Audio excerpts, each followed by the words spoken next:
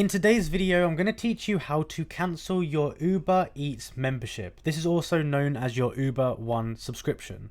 So Uber One subscription essentially gets you some perks, like you can get discounts and you can also get free delivery, but it's slightly expensive, and if you want to cancel it, it's very easy to go ahead and do. So what you want to do is load up the Uber Eats app like I have here, and you want to go over to the account section on the left hand side.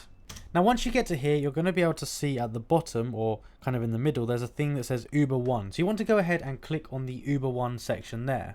Now inside of here, it's going to give you a few different settings. It's going to tell you the money you've saved. It's going to tell you the benefits. So you get free delivery, you get discounts. And you can see here there's a thing that says Manage Membership. So go ahead and click on the Manage Membership button. At this point here, you can see all the stuff about Uber One. So you're going to see the membership plan you have. You're going to see your payment details. At the very bottom, you'll see this thing that says End Membership. So go ahead and click on End Membership.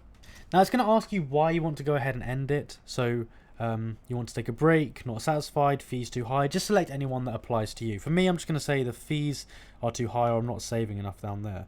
And then we can go ahead and click the Continue button. Now it's going to give you another prompt saying how much you've saved. You can go ahead and just click the Continue button, and that will go ahead to cancel it.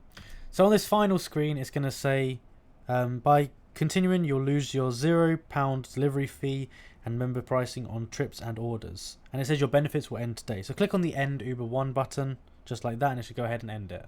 And you can see I've now ended the Uber One subscription, so it's not going to charge me anymore.